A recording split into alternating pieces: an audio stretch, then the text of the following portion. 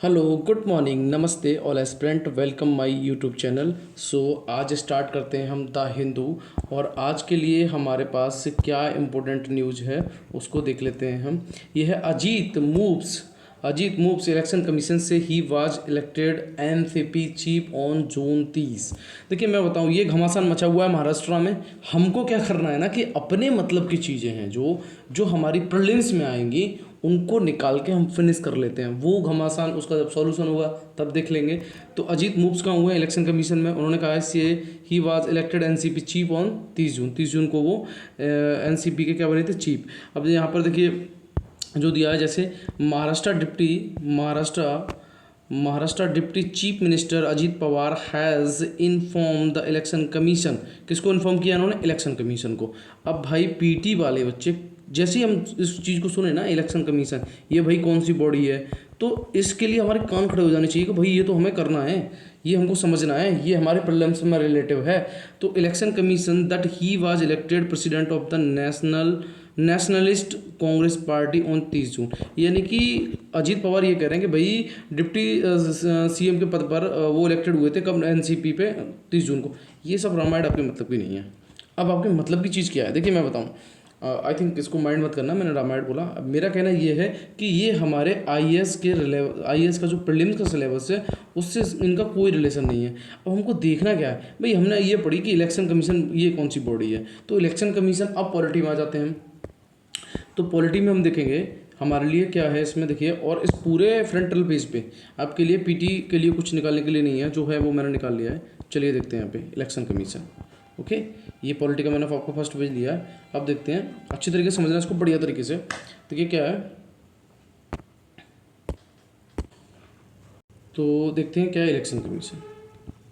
Election commission की बात करते हैं तो पहले देखिए आप, ये किस किस के इलेक्शन की बात करती है। तो इलेक्शन कमीशन ना तो पंचायत की बात करती है, ना वाला मैंने आपको कई बार बोला है कि ना वाला चीज़ आपको अच्छी तरीके से याद होनी चाहिए, बेहतरीन तरीके से। तो ना तो ये पंचायत के लिए, ना ही म्यूनिसिपैलिटी के लिए। क्लियर हो गया।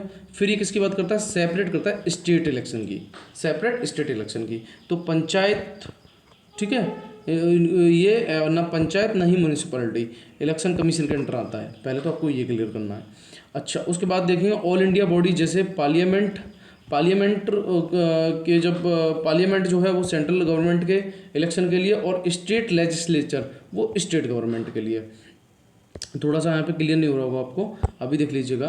क्या है कि इलेक्शन कमीशन जो है वो ना तो पंचायत ना ही म्यूनिसिपैलिटी के लिए, इसके लिए सेपरेट स्टेट इलेक्शन कमीशन होता है जो इनके लिए क्या कराता है, इनके इलेक्शंस कराता है। तो पहले तो हमें ये क्लियर हो गया कि जो ईसी होता है, ईसी का ना तो पंचायत से और ना ही म्यूनिसिपैलिटी से किसी के भी इलेक्शन नहीं कराता है, इसके लिए कराता है आपका सेपरेट स्टेट इलेक्शन कमीशन।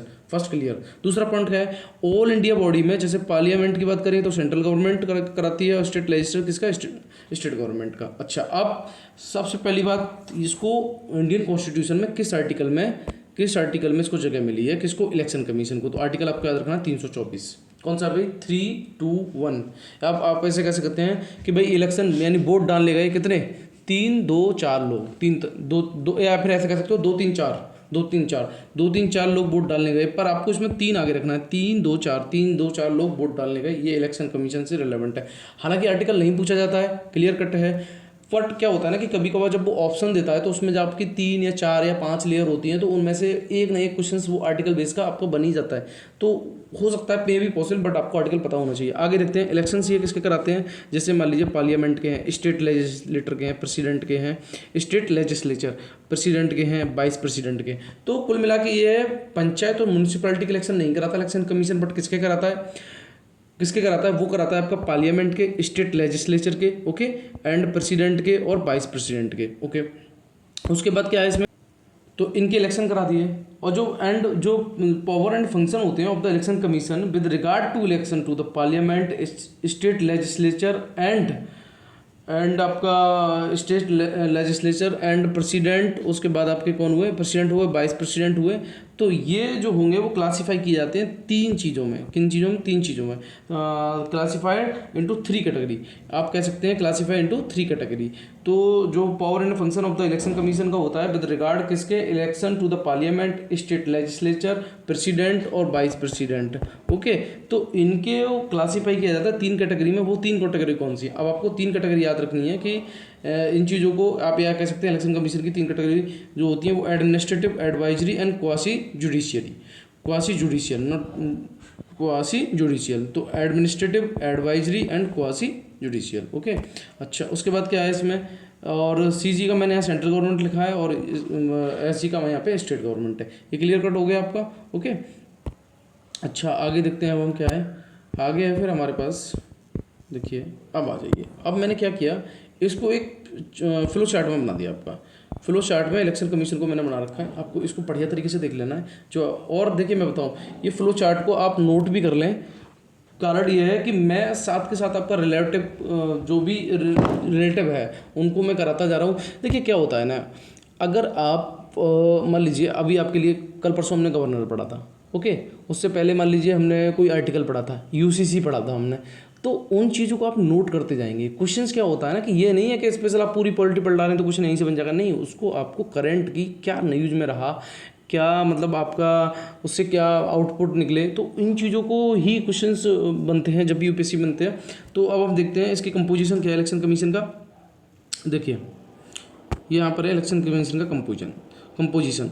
तो इलेक्शन कमीशन जो है वो आपका चीफ इलेक्शन कमीशन और अदर इलेक्शन कमीशन, इनको अपॉइंटमेंट कौन करता है? प्रेसिडेंट करता है। देखिए आज मैं बहुत अच्छी तरीके से आपको इलेक्शन कमीशन बताने वाला हूँ। ये पॉलिटी में दिया हुआ आपकी लक्ष्मीकांत बुक में। आपको क्या करना है, ये जो फ्लो चार्ट है इसको देख लेना है एक बार, उसके बाद आपको उसमें से बस सिर्फ रीड कर लेना, समझ में आ जाएगा। चीफ इलेक्शन कमीशन है, ये चेयरमैन हो सकता है। क्लियर कट है? ओके, अच्छा इलेक्शन कमीशन को प्रेसिडेंट, अब देखिए इलेक्शन कमीशन को अपॉइंटमेंट कौन करेगा? प्रेसिडेंट करेगा। प्रेसिडेंट की कंसल्ट से रीजनल कमिश्नर अपॉइंटमेंट किया जाएगा। ठीक है, तो यानी कि इलेक्शन कमीशन को किसने अपॉइंट किया? प्रेसिडेंट ने। प्रेसिडेंट की कंसल्ट से इलेक्शन कमीशन ने किसको किया? आपका ये हो गया आपका रीजनल कमिश्नर। ओके, उसके बाद क्या होता है, इलेक्शन कमीशन जो कंडीशन और टेन्योर डिटरमाइन बाय दी किसके द्वारा? प्रेसिडेंट के द्वारा। तो इनकी अब देखिए इलेक्शन कमीशन जो होता है उनकी कंडीशन और टेन्योर कौन डिटरमाइन करता है? वो डिटरमाइन करते हैं प्रेसिडेंट। भाई जब वो उनको चुन रहे हैं, अपॉइंटमेंट प्रेसिडेंट कर रहे हैं और उनकी कंसल्ट से रीजनल कमिश्नर चुना जा रहा है, तो एक्चुअली में आपका इलेक्शन कमीशन की जो कंडीशन और टेन्योर को डिटरमाइन कौन करेंगे? वो करेंगे प्रेसिडेंट। क्लियर हो जाता है। अच्छा उसके बाद इनका टेन्योर कितना होता है? 6 होता है। क्लियर कट है। उसके बाद इनकी जो सैलरी होती है वो सुप्रीम कोर्ट जज के बराबर होती है। देखिए हमें लिखा है सुप्रीम कोर्ट जज के इक्वल होती है सैलरी किसकी? इलेक्शन कमीशन की। यहाँ तक क्लियर हो गया। उसके बाद देखिए अदर इलेक्शन कमीशन 2 होते हैं, ठीक है, और चीफ इलेक्शन कमीशन। अगर इनमें कोई भी मैटर है ना, तो वो डिपेंड करता है किस पे? मेजोरिटी पे। डिपेंड करता है किस पे? मेजोरिटी पे। अच्छा ये हिस्टोरिकल बैकग्राउंड है इसका। 1950 और 1989 तक ये चीफ इलेक्शन कमीशन थे। उसके बाद 1989 में 2 और जुड़ गए। 1990 में ये 2 खत्म हो गए, फिर 2 पद नहीं रहे, फिर 1 रह गया। 1993 में इसको बोला गया मल्टी मेंबर बॉडी। अच्छा अब देखिए आपके लिए इसमें निकालने के लिए जो था वो मैंने बता दिया। अच्छा अब देख लेते हैं हम क्या है इंडिपेंडेंस क्या है, क्या क्या इंडिपेंडेंस मिलेगी चीफ इलेक्शन कमीशन को। देखिए पहली बात है आपका chief election commission security of tenure. अच्छा ठीक है, सिक्योरिटी ऑफ टेन्योर है इनका फर्स्ट पॉइंट। दूसरा क्या है, remove as like the supreme court. अब देखिए सैलरी भी इलेक्शन कमीशन की है, वो सुप्रीम कोर्ट के जज के इक्वल है, और उनको रिमूव भी किया जाएगा तो वो सुप्रीम कोर्ट के जज की तरह ही रिमूव किया जाएगा। ठीक है, अब ये प्लीजर नहीं होते प्रेसिडेंट। अब आप ये सोचेंगे भाई इनका चुनाव तो प्रेसिडेंट कर रहा है तो ये प्रेसिडेंट के प्लीजर होंगे, बट इलेक्शन कमीशन प्लीजर नहीं होता, किसका? प्रेसिडेंट का। अच्छा ओके, दूसरा क्या है, प्रेसिडेंट मिसबिहेव इन कैपेसिटी, यानी कि इनको रिमूव किस, देखिए प्लीजर ऑफ प्रेसिडेंट के प्लीजर नहीं होते, और इनको मिसबिहेव और इनकैपेसिटी का वेस मान के इनको क्या किया जा सकता है? रिमूव किया जा सकता है। किसको? इलेक्शन कमीशन को।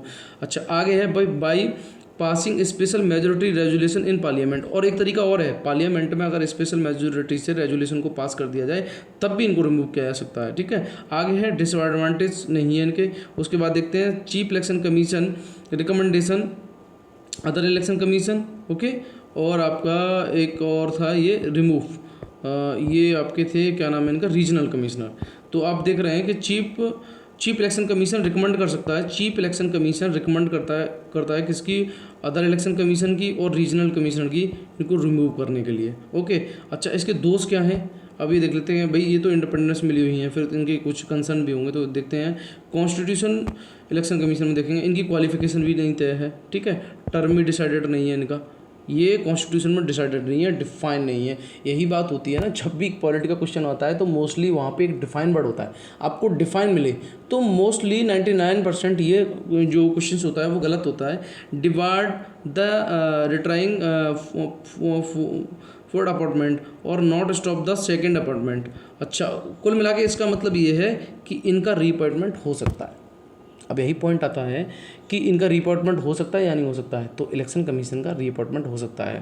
भाई क्यों हो सकता है, अब यहाँ पर आपको ये स्पेशल वर्ड याद रखना है कि इनका रीअपॉइंटमेंट हो सकता है। या और ये कॉन्स्टिट्यूशन बॉडी है, और कॉन्स्टिट्यूशन बॉडी में शायद 2 बॉडियाँ हैं जिनका रीअपॉइंटमेंट होता है। अच्छा तो फाइनेंस कमीशन का भी रीअपॉइंटमेंट होता है, ओके, और इलेक्शन कमीशन यानी कि ईसी और एफसी, इन दोनों का रीअपॉइंटमेंट होता है कॉन्स्टिट्यूशन बॉडी में, अदरवाइज किसी का भी रीअपॉइंटमेंट नहीं होता, यानी वो दोबारा नहीं चुने जाएंगे। अब सीधी सी बात है, भैया आपने इलेक्शन कराया था पहले तो आपको जानकारी होगी, तो आपका रीअपॉइंटमेंट होगा। ये हम बेसिक नॉलेज पे अपना समझ लेते हैं कि भाई इनका रीअपॉइंटमेंट होता है। फाइनेंस कमीशन का भी होता है, भाई आप पहले पैसे संभालते रहे तो आप आगे भी पैसे संभाल लेंगे, तो इनका भी रीअपॉइंटमेंट होता है। तो कुल मिला के ईसी और एफसी यानी कि ये दोनों कॉन्स्टिट्यूशन बॉडी हैं और दोनों का रीअपॉइंटमेंट होता है। बाद बाकी जितनी भी कॉन्स्टिट्यूशन बॉडियाँ हैं उनमें किसी का भी रीअपॉइंटमेंट नहीं होता। आपको पहले ये इतना क्लियर कट करके चलना है अपना। यहाँ तक हो गया। फिर आगे देखते हैं क्या है हमारा इलेक्शन कमीशन को। अब देखिए मैं थोड़ा सा बड़ा कर लेता हूँ। यहाँ क्या है, यहाँ पे अच्छे तरीके से समझ लेना आप। इलेक्शन कमीशन को असिस्टेंट कौन करेगा, उनको करेंगे डिप्टी इलेक्शन कमीशन, ठीक है, डिप्टी इलेक्शन कमीशन। अच्छा, उसके बाद देखते हैं, और वो कौन होंगे, वो सिविल सर्विस होंगे, जैसे आईएएस या जो भी होंगे आईएएस अधिकारी होंगे आपके। अच्छा, इनको भी असिस्ट कौन करेगा, वो करेंगे सेक्रेटरी। कौन इनको असिस्ट करेगा, सेक्रेटरी करेंगे। इसी तरीके से ये स्टेट में भी होगा। तो इलेक्शन कमीशन में स्टेट में कौन करेगा, चीफ, क्या नाम दिया इनका, चीफ इलेक्टोरल ऑफिसर। अभी याद रखना है आपको, चीफ जो इलेक्टोरल ऑफिसर होते हैं वो आपको स्टेट में, ठीक है, इलेक्शन कमीशन को क्या करेंगे, असिस्ट करेंगे। और इनको अपॉइंटमेंट कौन करेगा, वो करेगा चीफ इलेक्शन कमीशन। कौन अपॉइंटमेंट करेंगे इनके, चीफ इलेक्शन कमीशन, ओके। इसी तरीके से डिस्ट्रिक्ट में होंगे, तो डिस्ट्रिक्ट में आपके करेंगे, डिस्ट्रिक्ट में डीएम करेंगे इनको, डिस्ट्रिक्ट और रिटर्निंग ऑफिसर। तो डिस्ट्रिक्ट रिटर्निंग ऑफिसर ये आपके डिस्ट्रिक्ट में होते हैं और इनको करते हैं कलेक्टर। कौन करते हैं इनको, कलेक्टर। इसी और देखिए डिस्ट्रिक्ट में आपको कलेक्टर हो गया, कलेक्टर साहब हो गए, स्टेट में आपके कौन हो गए, चीफ इलेक्टोरल ऑफिसर हो गए। और इसी तरीके से हमारा यहाँ पर हो गए डिप्टी इलेक्शन कमीशन, कहाँ पे आपका कमिश्नर, ये हो गए आपके सेंटर में, ओके। तो ये तो हमारे थे कौन किसको असिस्ट करेगा। उसके बाद देखते हैं पावर एंड फंक्शन। क्या पावर एंड फंक्शन है किसकी, इलेक्शन कमीशन की। सबसे पहले देखिएगा, ये है डिटरमाइन इलेक्टोरल कॉन्स्टिट्यूशन, ठीक है, बाय डिलिमिटेशन कमीशन। अच्छा, periodically revise the electoral and register all electoral voters, यानी कि जितने भी वोटर्स जो वोट डालते हैं उनको पीरियडिकली क्या करने का काम है, उनको रिवाइज करने का। Notify the date and schedule, जो भी है डेट और शेड्यूल को नोटिफाई करना, ठीक है। आगे देखते हैं, आगे का है, अब देखिए यहाँ पर आ गया अलॉट इलेक्ट्रोल सिंबल। तो इलेक्ट्रोल सिंबल को अलर्ट करने का काम किसका है, इलेक्शन कमीशन का, जिसका रिप्रेजेंटेटिव होता है। और कौन करता है, प्रेसिडेंट करता है। मैं बाद में इसको संक्षेप में भी आपको समझा दूंगा, ओके। अच्छा, कोड ऑफ कंडक्ट करने का भी काम इनका है। उसके बाद टू एडवाइस किसको, टू एडवाइस प्रेसिडेंट को, ठीक है। और रिलेटिव मैटर टू आपका हो गया जो भी है पार्लियामेंट से है वो भी इसी में आ जाएगा। अच्छा, और टू एडवाइस किसको, governor, relative to matter disqualification of state legislator. तो कुल मिला के ये गवर्नर को भी और प्रेसिडेंट को भी दोनों को क्या देते हैं, एडवाइस देते हैं। यानी कुल मिला के ये देखिए, इसको एक वर्ड में कहना चाहूँ तो एमपी, अगर मान लीजिए प्रेसिडेंट को अपने जो इलेक्शन कमीशन है अगर वो एडवाइस देगा तो किसके रिगार्डिंग देगा, किसके लिए देगा, एमपी के लिए, है ना, उनको उनकी क्वालिफिकेशन, उनकी डिस्क्वालिफिकेशन के लिए। तो एक भाषा में कहना चाहूँ मैं तो ये to advice the president on matter related to the disqualification of the member of parliament, यानी कि मेंबर ऑफ पार्लियामेंट के डिस्क्वालिफिकेशन के लिए प्रेसिडेंट को एडवाइस कौन देंगे, वो देंगे आपके साहब इलेक्शन कमीशन। अच्छा, इसी तरीके से एमएलए की बात होगी, यहाँ पे जो लिखा हुआ to advise the governor related to matter on disqualification of state legislator. तो यहाँ पे देखेंगे यहीं पे ये भी सेम हो जाएगा, to advise the governor on matter related to the disqualification of the member of state legislature. तो एमपी और एमएलए दोनों के लिए एडवाइस कौन करेंगे, वो सब आपके करेंगे इलेक्शन कमीशन। तो पहले तो आपको इतना याद रखना है। ओके, क्लियर है। आज हम बहुत डीप में चले गए किसमें, इलेक्शन कमीशन में। अच्छा, आगे देख लेते हैं। बहुत शॉर्ट, मैंने बहुत कंसाइज आपका एक नोट्स बनाया है, उसको थोड़ा सा आप देख लेंगे। देखिए इसमें क्या है, ये सबसे पहली बात ये है कि ये कॉन्स्टिट्यूशन बॉडी है। कैसी बॉडी है, कॉन्स्टिट्यूशन बॉडी। कौन, इलेक्शन कमीशन। क्लियर है यहाँ तक। आगे देखते हैं टाइप ऑफ बॉडी कैसी है, ये परमानेंट है। ओके, परमानेंट बॉडी है, मल्टी मेंबर बॉडी है और क्वासी जुडिशियल बॉडी है। तो कुछ कई बार क्वेश्चन देना इलेक्शन कमीशन पे ये दे दिया गया कि ये क्वासी जुडिशियल बॉडी है या नहीं है ना। जैसे election commission is a quasi judicial body और नॉट, है ना। तो इसमें आपको पता होना चाहिए क्वासी जुडिशियल है। ओके, इसके मेंबर कितने होते हैं, 3 होते हैं। एक होता है चीफ इलेक्शन मेंबर और 2 होते हैं 2 अदर इलेक्शन कमीशन। ठीक है, चीफ इलेक्शन कमीशन और 2 इलेक्शन कमीशन। अच्छा, चेयरमैन कौन होता है इनका, चीफ इलेक्शन कमीशन। ओके, उसके बाद 2 अदर मेंबर होते हैं इसमें। क्लियर है यहाँ पे। सो मोटो इनका खुद के पावर होती है इनके पास। ठीक है, सिविल कोर्ट और रोल की बात करेंगे तो देखिए ये एडमिनिस्ट्रेटिव, एडवाइजरी और क्वासी जुडिशियल, यानी कि ये एडमिनिस्ट्रेटिव जो क्वासी जुडिशियल है उस तरीके की एडवाइस देगा। ठीक है, और उसके बाद देखेंगे एनुअल रिपोर्ट ये किसको देंगे, प्रेसिडेंट को। तो आप प्रेसिडेंट इनको चुन रहे थे, ये हमने पता कर लिया। प्रेसिडेंट उनको चुन रहे थे, प्रेसिडेंट भी इनको रिमूव कर रहे थे, बट ये प्लीजर नहीं थे उनके। ओके, अच्छा, उसके बाद देख रहे हैं यहाँ पे एनुअल रिपोर्ट ये किसको देंगे, प्रेसिडेंट को।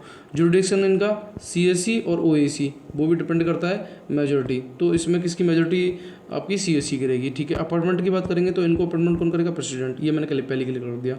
अच्छा, उसके बाद टर्म और एज आप याद रखेंगे वो कितनी है, 665। टर्म एंड एज कितनी है, 665। ये आपके लिए इंपॉर्टेंट है। रिपोर्टमेंट इनका होगा, यस होगा साहब। रिमूवल इनका प्रेसिडेंट करेंगे, स्पेशल मेजोरिटी से करेंगे और किसकी तरह करेंगे, सुप्रीम कोर्ट जज की तरह करेंगे। यहाँ तक क्लियर है। सैलरी की बात करेंगे तो सैलरी मैंने बताया था आपको सुप्रीम कोर्ट जज के इक्वल होती है। उसके बाद सर्विस एंड कंडीशन की बात करेंगे तो ये प्रेसिडेंट के प्लीजर नहीं होते।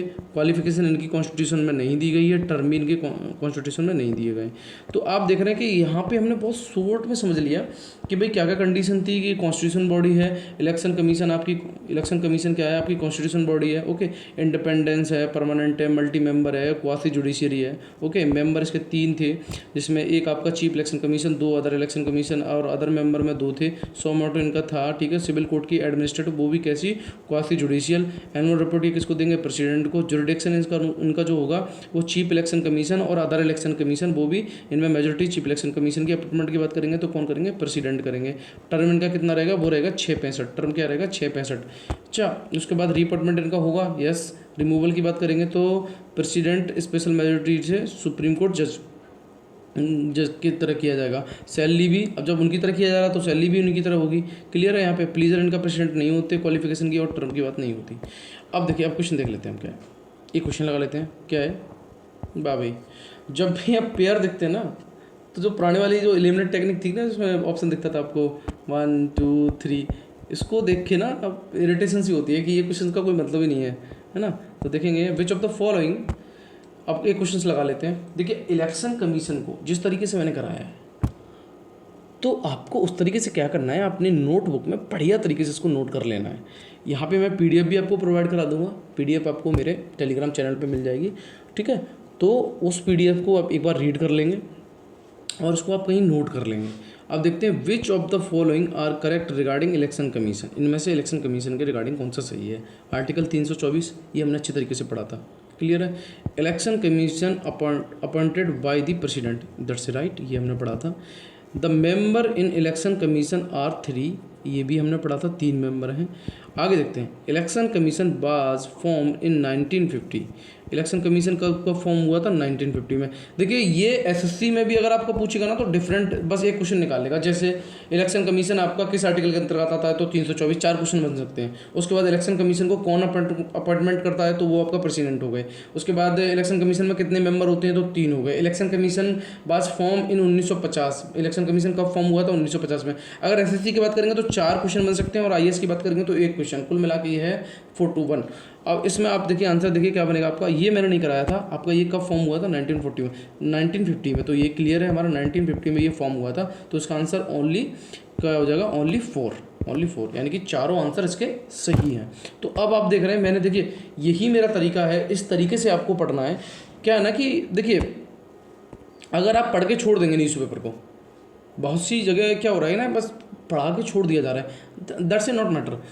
आपको क्या करना है ना कि उसको पढ़ने के बाद रिलेटिव करना है, रिलेटिव करने के बाद साथ में उसके क्वेश्चंस लगाना है, तब आपको चलना है, समझ रहे हैं ना आप। तो यहाँ पे मैंने दिख रहा है, मैं दिखा रहा हूँ आपको कि मैंने कैसे किया। आपका पहले आपको यहाँ पे इलेक्शन कमीशन को मैंने शॉर्ट फॉर्म में आपको समझा दिया, ओके। उसके बाद हमारा ये क्वेश्चन हो गया, और बहुत ज़्यादा ब्रीफ में मैंने ये कर लिया आपका, मतलब बहुत शॉर्ट नोट्स, सॉरी ये मैंने बहुत शॉर्ट नोट्स आपको बना दिया, सॉरी थोड़ा सा वैसा लग रहा है ये।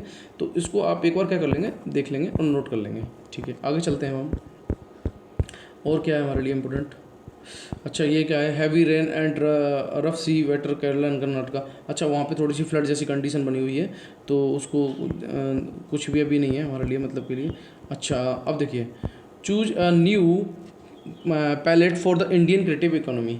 अब देखिए इसमें क्या कहानी है, इसमें कहानी ये है कि ऑनलाइन प्लेटफॉर्म पे बहुत से कलाकार हैं, जो आर्टिस्ट हैं, वो अपनी प्रतिभा को मतलब दिखाना चाहते हैं। तो उस प्रतिभा में बहुत से उनको चैलेंज, बहुत से ऐसे मतलब चैलेंज आते हैं जिनको उनको फेस करना पड़ता है। और उस चैलेंज में कंडीशन क्या होती है, देखिए अभी हम फॉर एग्जांपल यूट्यूब मान लीजिएगा, तो यूट्यूब पे कहानी क्या है कि यूट्यूब पे कहानी ये है कि हर कोई फेमस नहीं हो पाता। पर्टिकुलर आप मान लीजिए ज़्यादा अगर 100 लोग वीडियो बना रहे हैं तो उनमें से 1 या 2 लोग की वीडियो वायरल होती है और वही फेमस हो जाते हैं। बाद बाकी जो 99 बचे उनको सालों लग जाते हैं इस पर मेहनत करने पर यूट्यूब पे, उसके बाद कहीं उनका वीडियो वायरल होता है तब वो फेमस होते हैं। आई थिंक बेनिफिट तो है, आप अपनी प्रतिभा को ऑनलाइन प्लेटफॉर्म पे दिखा रहे हैं, तो उसी के रिगार्डिंग ये अपना जो है चूज ए न्यू पैलेट।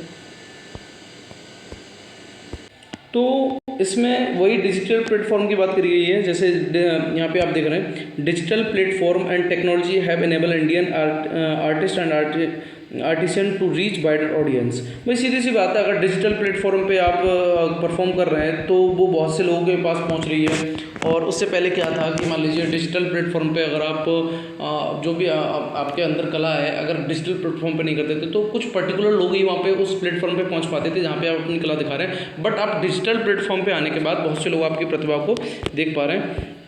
अच्छा इसी तरीके से यह है, यहाँ पे दिया है, देखिए अब creative economy is one of the youngest and fastest growing sector with unique challenge that often go unnoticed by the public and private investor. There is now growing recognition of economic importance of the art sector in help the creation of job, economy growth, tourism, exports and overall social development.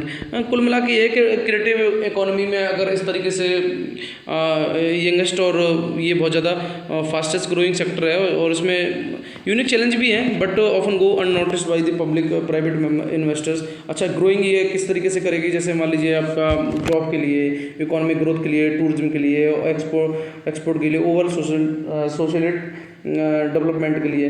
अच्छा उसके बाद देखते हैं, recognise the economic importance of culture.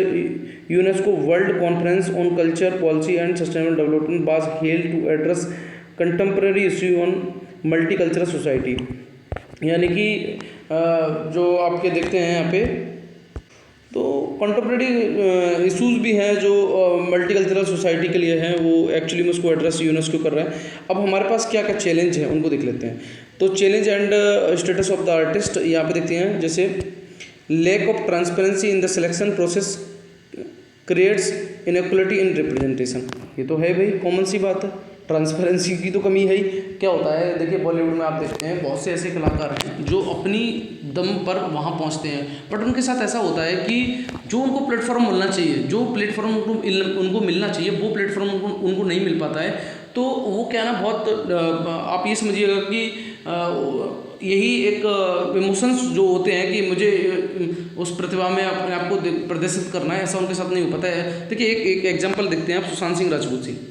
तो सुशांत सिंह राजपूत का क्या scene था कि वो जो भी थे अपनी दम से थे, बट ऐसा बॉलीवुड में आई थिंक मुझे नहीं कहना चाहिए, बट हाँ उनको इतना सपोर्टिव नहीं मिला जितना मिलना चाहिए, और शायद यही दिन हमें देखना पड़ रहा है कि आज वो हमारे साथ नहीं है। आगे देखते हैं, फिर क्या है, क्राइम इन art world include art thefts, ठीक है, जो कला है आपकी उसकी भी चोरी होती है, कॉपीराइट इन्फ्रिंजमेंट, फोर्जरी होती है, फ्रॉड होता है, इलसाइट है, ट्रैफिंग है। ये बहुत सी चीज़ें हैं जो बहुत से जो चैलेंज हैं वो फेस किए जाते हैं आर्टिस्ट के द्वारा।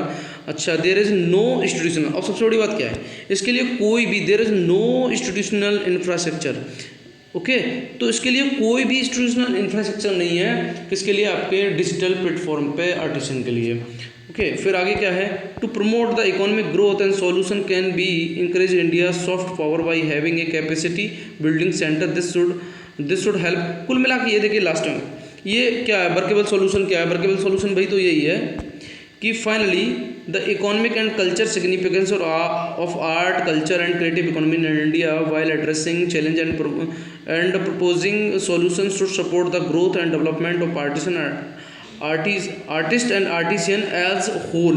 तो कुल मिला के है, तो उसमें आपका आर्ट एंड कल्चर और जो क्रिएटिव इकोनॉमी है उसकी जो महत्वता को समझ के अगर उसको सपोर्ट किया जाता है तो जो इंडियन जो आप कह सकते हैं कि जो डेवलपमेंट है इसका आर्ट्स एंड आर्टिसियन का वो भी ग्रोथ करेगा। तो यही है इस आर्टिकल में। हम अब देखिए हमारे लिए प्रीलिम्स के लिए ऐसा कुछ था नहीं इसमें निकालने के लिए, मेंस पर्सपेक्टिव से था, इसलिए मैंने उसको भी ज़्यादा नहीं कराया। अच्छा, आगे देख लेते हैं फिर हम क्या है, आगे देखिए, the risk of Zaporizhzhia nuclear power plant. अब आपके लिए ये जो समझने के लिए है वो ये है, जयपुरजिंजिया न्यूक्लियर पावर प्लांट एक्चुअली में ये पहले है कहाँ, पहले तो आपको इतना समझना, तो ये सब है आपका यूक्रेन में, ये मेरा क्लियर हो गया। अच्छा, वहाँ पे एक रिवर और है जिसका नाम है नाइपर रिवर, बस ये दो बात मुझे समझनी थी बढ़िया तरीके से।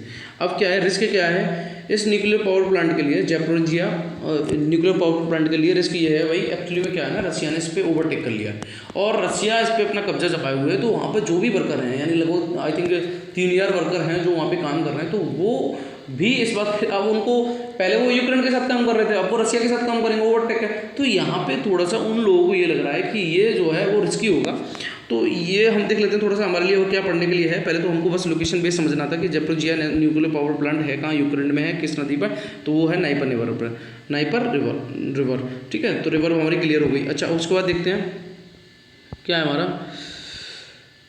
यही है, ये value report revealed the risk of different type of accident and facility, है ना। इसमें कुछ ज़्यादा देखने के लिए नहीं है, कि मैंने जो इंपोर्टेंट चीज़ थी वो मैंने आपको बता दी, जो आपको प्रीलिम्स बेस के लिए निकालने के लिए थी, उसके बाद कुछ नहीं करना है इसमें, ठीक है। अच्छा, आगे देखते हैं फिर हम, देखिए अब आ जाइए यहाँ पे, ये रहा, अब आ जाता है यूक्रेन। यूक्रेन वाला मैंने क्वेश्चन आपको कराया था, यूक्रेन वाला क्वेश्चन मैंने आपको कराया था कि यूक्रेन की जो आपकी बॉर्डर शेयरिंग कंट्री हैं वो कौन कौन सी हैं। तो अभी आपने गाना सुना होगा, गाना आया था बेसरम, है ना, तो शाहरुख खान और भगवा कपड़े को लेके था। देखिए क्या है ना कि वो किसी की आस्था है, तो उस आस्था को आई थिंक जो भी है वो ऐसा, चलिए जो भी था उस पर मैं नहीं बोलना चाहूँगा। तो क्या था कि उसके जो गाना था, हमें तो गाना निकालना है, बेशरम प्यार, है ना, तो प्यार जो बेशरम, यहाँ थोड़ा सा और वर्ड मैंने यूज़ किया है, तो बेशरम प्यार, ओके। तो इस पर हमारे और किसका, यूके का जो प्यार है ना, उत्तराखंड, वो सॉरी यूक्रेन का, उत्तराखंड नहीं, यूके का जो प्यार है उत्तराखंड में समझ लेना, ठीक है, उत्तराखंड नहीं है ये क्या है, यूके, भाई यूक्रेन की बात कर रहे हैं। तो ये आपका यूके यानी कि यूक्रेन, तो यूक्रेन को हम कैसे याद कर रहे हैं, बेशरम क्या है, प्यार। तो B4 आपका क्या हुआ, B4 हुआ आपका बेलारूस, B4 बेलारूस, और S4 आपका हुआ स्लोवेकिया, और H4 हुआ आपका, H4 हुआ हंगरी, ओके, और R4 हुआ आपका रसिया, M4 हुआ आपका माल्डोवा, और उसके बाद P4 हुआ आपका पोलैंड, और R4 हुआ आपका रोमानिया। क्लियर कट हुआ यहाँ तक, क्या क्लियर कट हुआ भैया आपका, कि यूक्रेन की जब भी हमें बॉर्डर शेयरिंग कंट्री याद करनी होंगी, देखिए अभी पूछा था लास्ट टाइम मैंने एक अपनी वीडियो में इस क्वेश्चन को भी कराया है, जो आपके 2023 में क्वेश्चन आया है। तो कुल मिला के आपको इतना समझना है कि भाई क्वेश्चंस भी लोकेशन बेस्ड, जब भी क्वेश्चन बनता है तो मोस्टली हम कंफ्यूज जाते हैं, हम लोकेशन बाद में करते हैं जब पेपर नज़दीक होता है, बट ऐसा नहीं करना चाहिए हमें। जो चीज़ न्यूज़ में चल रही है, रसिया यूक्रेन बहुत ज़्यादा न्यूज़ में था, तो इसीलिए वो क्वेश्चन 22 ना पूछ के 23 में पूछ लिया। बट इसको मैं एक बार और आपका रिपीट करा दिया कि आप इसको याद कैसे करेंगे। ये है आपका बेशरम, ठीक है, बेशरम क्या है, प्यार। तो B4 आपका बेलारूस हो गया, क्लियर कट है। S4 आपका क्या हुआ, स्लोवेकिया हुआ। H4 आपका हंगरी हुआ। R4 आपका रोमानिया या रसिया कह सकते हैं आप, कोई भी बात नहीं है, रसिया बोल दीजिएगा। M4 आपका माल्डोवा हो गया, क्लियर है यहाँ पे। P4 आपका पोलैंड हुआ और R4 आपका रोमानिया। रसिया अगर हमने यहाँ कर लिया तो ये हमारा रोमानिया। तो बेशरम प्यार, ये आपको याद रखना है यूक्रेन का। चलिए आगे चलते हैं, फिर हम क्या है, अब फिर आगे आइए, बार बार ये इतना आया है, इतना क्वेश्चन आया है, यहाँ देखिए आप, Iran inductions in the Shanghai corporation organisation. भाई ये बाद में हम पढ़ेंगे क्या है क्या नहीं है, बट हमें पहले लोकेशन पता होना चाहिए कि संघाई कॉर्पोरेशन ऑफ इंडिया वो ऑर्गेनाइजेशन जो है उसमें कौन कौन से कंट्री आते हैं। अब ईरान ने ज्वाइन कर लिया है, तो पहले 8 कंट्री थे, अब कितने हो गए, ये हो गए आपके 9 country Shanghai corporation of organisation. तो देखिए लोकेशन ये फिर मैं थोड़ा सा ब्रीफ में बता दे रहा हूँ आपको, शॉर्ट्स में आप समझ लीजिएगा। इंडिया और पाकिस्तान कैसे, भाई सकीना तारा सिंह सकीना को ले लेंगे। अब आपको बार बार लग रहा होगा कि इसको बार बार पढ़ रहे हैं सर, आपको लगातार 2 दिन से पढ़ा रहे हैं कि तो कुल मिला के एक इसी तरीके से क्वेश्चन याद हो जाते हैं कि इंडिया जो तारा सिंह थे और पाकिस्तान में सकीना थी, तो तारा सिंह सकीना को सबको बोलते थे, तो वो बोलते कि चल भाई तू कहाँ पे बैठ, ट्रक में बैठ, ट्रक। तो India Pakistan, T4 Tajikistan, R4 रसिया, ट्रक हो गया ये, U4 Uzbekistan, C4 China, K4 Kyrgyzstan, K4 Kazakhstan और नानतमा ईरान हो गया। यहाँ से निकाल लो Russia, Kazakhstan, China, India, Pakistan, Kyrgyzstan, Tajikistan, Uzbekistan, बस हो गया। इसको इतना ही कराऊंगा, बाद बाकी मैंने बहुत ज़्यादा इसको डिस्कस किया है। अच्छा आगे चलते हैं, फिर हम आगे क्या है हमारे लिए, स्कूल इन मणिपुर रीओपन आफ्टर 2 मंथ। चलिए भाई सुकून की खबर एक आई, मणिपुर में स्कूल रीओपन हो गए, ठीक है, 2 महीने लग गए। और वही अब इसको भी देखिए, अब ये ना ये कहानी ये हम पढ़ के आ रहे हैं भाई, किसके लिए हुई थी ये, कुकी और कौन थी, मैती, इन दोनों के बीच फाइट हुई, कुकी और मैती के बीच। और इनमें से एक और था जो हमारे लिए पढ़ने था, वो था पेबी मूवमेंट, उसमें वुमेन थी। तो एक बार आप मणिपुर की समस्या का समाधान होगा, आई थिंक उसमें मैंने जो थंबनेल लगा हुआ उसमें मैंने क्लियर कट किया है कि, और वहीं पे मैंने पेबी मूवमेंट के बारे में भी पढ़ाया, तो आप उसको एक बार देख लेंगे जाके, ठीक है। अब आ जाइए, pay half of the fine to inform court why to for animal protections. अब हमारे लिए पढ़ने के लिए क्या है इसमें, the case pertain to hunting the chinkara the state animal of Rajasthan. पहले तो आपको ये समझना है, ये वही है जो आपने सुना होगा सलमान खान वाला केस, उन्होंने ब्लैक बक को मारा था, है ना, तो थोड़ा तो अंतर होगा इनमें, चिंकारा और ब्लैक बक में। तो ये आपका स्टेट एनिमल है कहाँ का, राजस्थान का। अच्छा पहली बात तो हमने ये निकाल ली। अब इसको आर्टिकल में हमारे पास पढ़ने के लिए क्या है, तो ये देखिए, in a first of its kind judgment a session court, ये Hanumangarh district of Rajasthan order the payment of half of the fine, आधा फाइन लगाए, impose on the convict of chinkara killing case, chinkara को मारा, टू इन्फॉर्म ए प्राइस, और prize किसको दिया गया, helping the detection of crime against wildlife, और उसको प्राइज दिया गया जिसने उसके लिए हेल्प की कि इस बंदे ने इसको मारा। ओके आगे, the court said it would make the society sensitive to wild life protection, chinkara और इंडियन गैजल। अब यहाँ दो नाम, चिंकारा और इंडियन गैजल, ये दोनों ही एक ही नाम बोल दीजिएगा, ये दोनों ही गैजल स्टेट एनिमल हैं कहाँ के, राजस्थान के। आपके लिए प्रीलिम्स के लिए तो पहले ये निकालना है। अच्छा अब ये मानराम कोई करके हैं, उन पे फाइन लगा हुआ है 1000 का, तो ये आपके लिए पढ़ने के लिए नहीं है। अब जो फाइन लगाएगा वो किस एक्ट के थ्रू लगेगा, वो लगेगा आपका, ये आपके लिए पढ़ने के लिए है, वो है वाइल्ड लाइफ प्रोटेक्शन एक्ट 1972। तो अभी तक आपके लिए पढ़ने के लिए क्या था, चिंकारा और इंडियन गैजल, ये दोनों स्टेट एनिमल हैं कहाँ के, राजस्थान के, ये क्लियर हो गया। दूसरा आपके लिए पढ़ने के लिए क्या था कि अगर फाइन लग रहा है तो वो किस एक्ट के थ्रू लग रहा है, वो लग रहा है वाइल्ड लाइफ प्रोटेक्शन एक्ट 1972। 88 मत ले जाना, यही कंफ्यूज करेगा यूपीएससी, यही कंफ्यूज करेगा आपको कि 1988, ओके, बट नहीं, ये कौन सा, वाइल्ड लाइफ प्रोटेक्शन एक्ट 1972 के अकॉर्डिंग उस पर क्या लगेगा, फाइन लगेगा। अच्छा उसके बाद ये पूरा केस दिया, कुछ भी पढ़ने के लिए नहीं है। अब क्या है हमारे पास, अब हम देखते हैं, ये हमारे पास आर्टिकल 51A यानी कि 51A का G, the constitution had laid निर्धारित करता है down that the protection of wild life and having compassion for living creature was a fundamental duty of citizen to courts act. यानी कि कुल मिला के ये कि ये फंडामेंटल ड्यूटी है एवरी सिटीजन की कि वो क्या करे, इन चीज़ों को प्रोटेक्ट करे, और किस आर्टिकल के अंतर्गत है, वो है 51 के अंतर्गत। तो भाई अब हमारे पास पढ़ने के लिए क्या है, अब इसमें से हम इंपॉर्टेंट चीज़ निकालेंगे कि अब हमारे पास पढ़ने के लिए क्या है। तो अब तक हमने निकाला था चिंकारा और इंडियन गैजल, जो कि राजस्थान का स्टेट एनिमल है, और हमने निकाला था कि अगर वो किसी को सज़ा दी जाएगी तो वो जो एक्ट जो वो कौन सा एक्ट होगा, वो होगा आपका wild life protection act 1972। It's clear cut. उसके बाद हमने पढ़ा था कि ये एवरी इंडियन सिटीजन की क्या है, एक रेस्पॉन्सिबिलिटी है। अच्छा, अब हम देख लेते हैं चिंकारा और ब्लैक बक में क्या अंतर है। चिंकारा और ब्लैक बक, तो देखेंगे chinkara are type of gazelles. Okay, ये लीस्ट कंसर्न है दोनों, पहले तो आपको इतना याद रखना है। कौन है ये? Least concern. ओके, गैजल्स। अब गैजल्स का मतलब है a specific type of antelope, एक स्पेसिफिक टाइप का एंटीलोप, ठीक है। और जेनेसिस कौन है इनके? वो हैं गैजेला।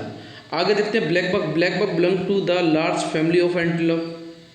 ये स्पेसिफिक एंटीलोप है और ये बड़ी फैमिली है, और इनके जेनेसिस कौन है? एंटीलोप। आगे they are brown in upper part of body. ये कैसे होते हैं? ब्राउन होते हैं। तो they are brown in upper part of body. इनकी अपर पार्ट देखिए यहाँ पे दिख रहा है आपको ब्राउन सा। कैसा है इनका अपर पार्ट? ब्राउन सा है। Chinkara are smaller in size of blackbuck. अब यहाँ पे आपको समझना है थोड़ा सा, अभी यही घुमाएगा, जब भी यूपीएससी का क्वेश्चन बनेगा तो यही घुमा देगा। Chinkara are smaller in size of blackbuck. Blackbuck से चिंकारा कैसा होता है? छोटा होता है। और चिंकारा आर सॉलिटरी एनिमल, और चिंकारा कैसा रहता है? अकेला। अब आपको इतना समझ के चलना है कि ये ब्लैक बक से छोटा है और ये अकेला रहता है। इसी तरीके से यहाँ पे आ जाइए, blackbuck are dark brown और blackbuck at the same spot, ठीक है। ये कैसा होता है? Dark brown. देखिए यहाँ पे डार्क ब्राउन, इसी को मारा था सलमान खान ने। रिलेटिवली लार्ज इन साइज, ये कैसा होता है? बड़ा होता है। Blackbuck lives in herds, ये किस में रहते हैं? झुंड में। तो अकेला रहने वाला चिंकारा और ब्लैक बक आप कहेंगे वो किस में रहता है? झुंड में। अब भाई हमको इसको याद करा दो सर, ये हमें याद रहे। मैं ये नहीं कहूँगा कि आप बहुत याद करने वाले हैं, जो भी है जो आप याद करें वो कर लीजिएगा, पर कॉमन स्टूडेंट भी जुड़े हुए हैं मुझसे, तो मैं उनको याद कैसे करूँगा भाई? जब भी गाँव में कोई गंजी चांद करा लेता है ना, तो उसको लोग बोलते हैं चिंकारा। तो वो जो गंजी चांद करा लेता है ना, वो चाहता भी मैं अकेला रहूँ, मैं किसी से मिल के ना रहूँ।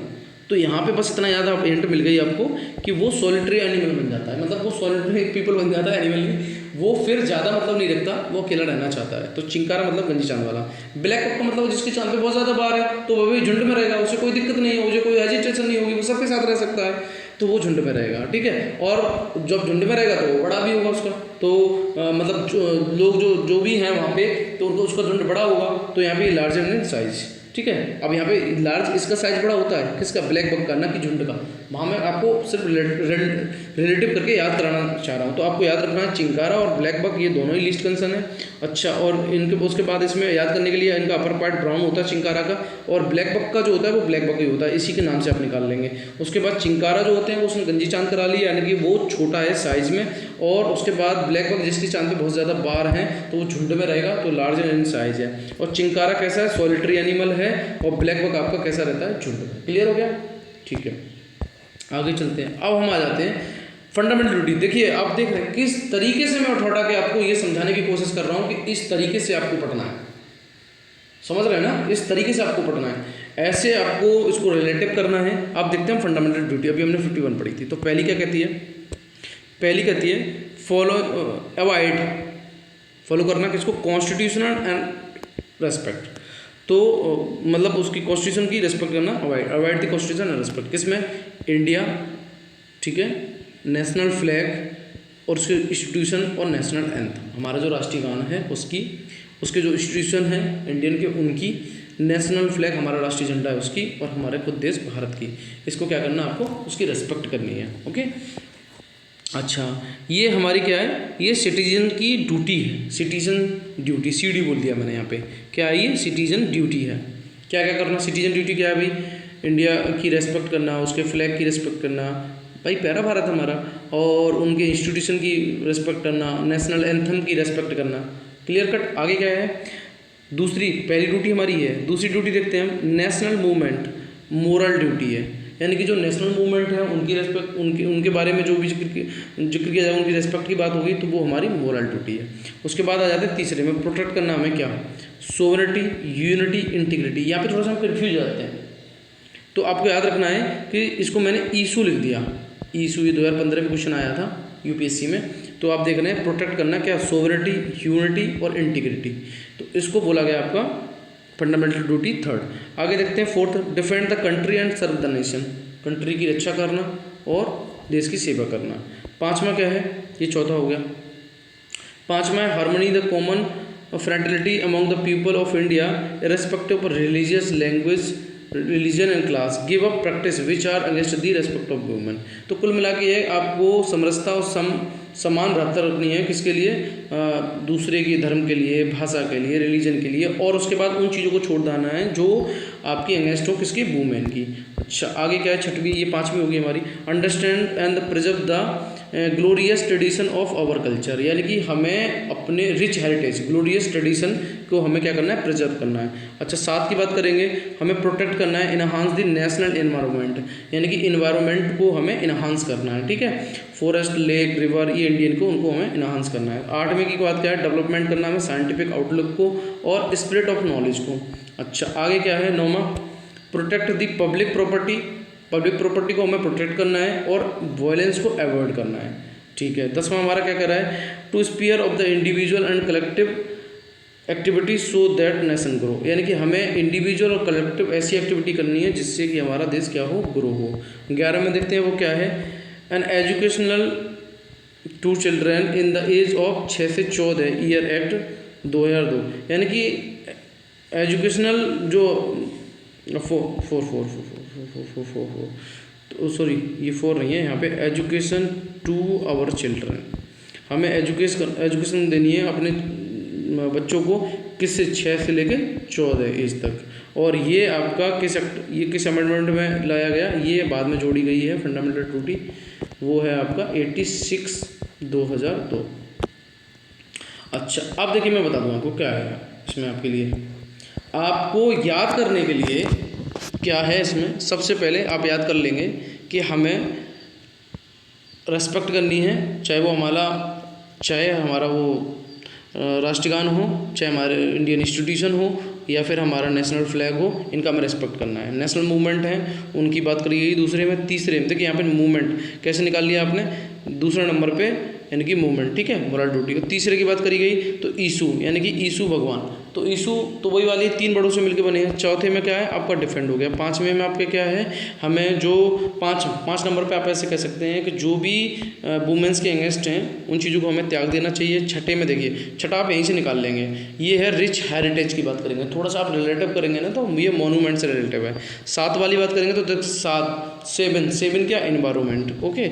8 वाली बात करेंगे तो वो आपका क्या हो जाएगा, साइंटिफिक आउटलुक, बस कीवर्ड्स आप पकड़ लीजिएगा। 9 को हमें याद करना है तो आपका public property and avoid violence. 10 की बात करेंगे तो इंडिविजुअल एंड कलेक्टिव, और 11 की बात करेंगे तो 6 से 14 साल के बच्चों को हमें क्या करना है, एजुकेशन देनी है, ठीक है। तो आज देखिए हमने आपका इलेक्शन कमीशन और उसके बाद हम देख रहे हैं फंडामेंटल, क्या है हमारी फंडामेंटल ड्यूटी, इनको हमने डिस्कस किया।